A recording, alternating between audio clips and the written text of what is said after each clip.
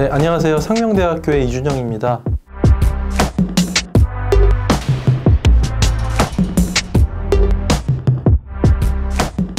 코로나19가 확산되고 나서요. 사실은 자연환경의 역설적인 현상이 벌어지기 시작했습니다. 특히 중국 같은 경우에는 우한을 중심으로 해서 도시봉쇄가 이루어지고 철저한 격리가 이루어지게 됐었죠. 그러면서 사람들의 활동이 줄어들게 되니까 나사에서 인공위성으로 사진을 보니까요. 거기에 이제 하늘이 굉장히 맑아지는 거예요. 빨갛게 보이던 것들이 하얗게 이제 맑아지는 모습을 볼 수가 있었습니다. 인도의 한 마을이 이제 히말라야에서 이제 떨어진 그 마을이 있었는데요.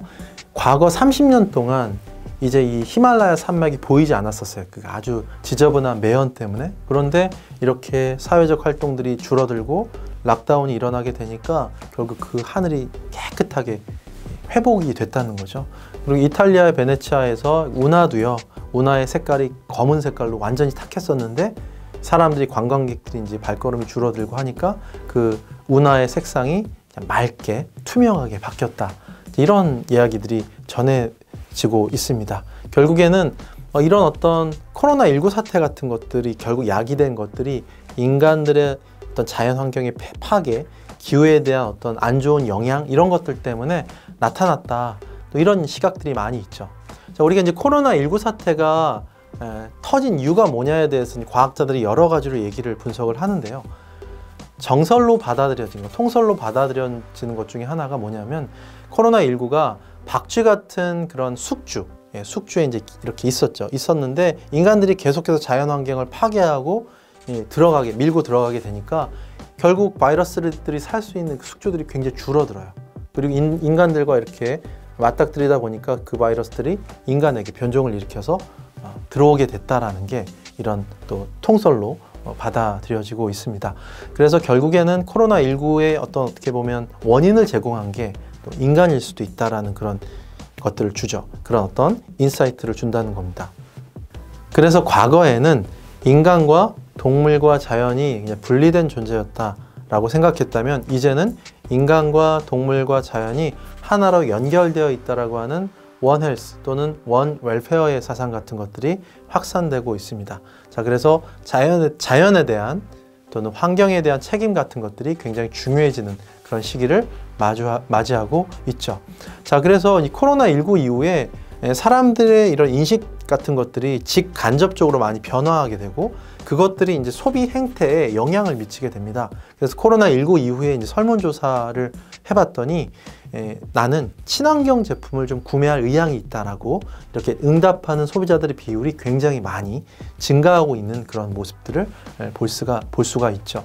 그래서 과거에 이제 친환경이라고 한다면 예전에는 그런 친환경의 개념도 있었어요. 어떤 거냐면 그린 프리미엄 소비다 이렇게 얘기합니다. 일종의 내가 친환경 제품을 구매하는 거는 배지같이 그래서 뭔가 과시하려고 하고 자랑하려고 하고 그게 나에게 프리미엄을 주니까 라는 인식으로 구매하는 거였다면 그게 이제 그린 컨슈머리즘으로 바뀐다 하는 겁니다.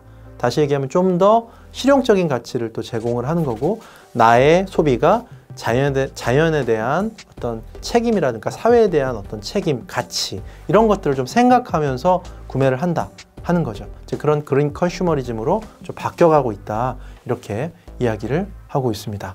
자, 그리고 이제 사람들이 자연스럽게 환경 파괴에 대한 것들 또는 이제 감염원으로부터 좀 더 안전함 같은 것들 추구하다 보니까 그 대중교통 같은 것들 이용하는 것보다 요즘엔 또 자전거 같은 것들에 대한 관심도 굉장히 많이 늘어나고 있습니다. 특히 이제 유럽 국가들을 중심으로 해서요 자전거 타는 것들이 요즘에 또 약간 열풍처럼 또 트렌드처럼 이렇게 확산되고 있는 그런 추세고요. 소프트뱅크의 손정희 씨도요. 얼마 전에 그 공유 자전거 이 기업에다가 대규모 투자를 단행을 했습니다. 그런 측면에서 본다면 또 이런 자전거에 대한 또 부상 같은 것들 이런 부분들도 우리가 주목할 필요가 있겠죠. 우리가 이제 이런 코로나 패러독스에서 이런 친환경적인 측면에서 본다면 사실 공유지의 비극이라는 측면을 우리가 좀 접근할 필요가 있습니다. 공유지에 양들을 키우는 그 목동들이 있잖아요. 근데 공유지니까 이제 마음대로 쓸 수가 있는데 내 양을 좀 더 키우려고 내 양을 더 성장시키려고 이렇게 하다 보면 계속해서 그 목초지로 더 많은 양을 넣게 되죠. 서로 간에 믿지 못하고 내가 더 많이 키울 거야. 저 사람보다 내가 더 많이 성장할 거야. 이렇게 하다 보면 종국적으로는 어떻게 될까요? 너무 많은 양들이 와서 풀을 뜯어먹으면 그 공유지가 황폐화되게 된다라는 그런 공유지의 비극, 이런 것들을 얘기하는데, 결국 다시 얘기하면 이 환경이라는 자원도 일종의 공유지라는 거죠.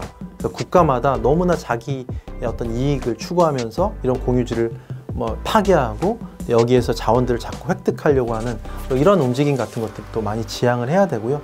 우리가 죄수의 딜레마라고 하잖아요.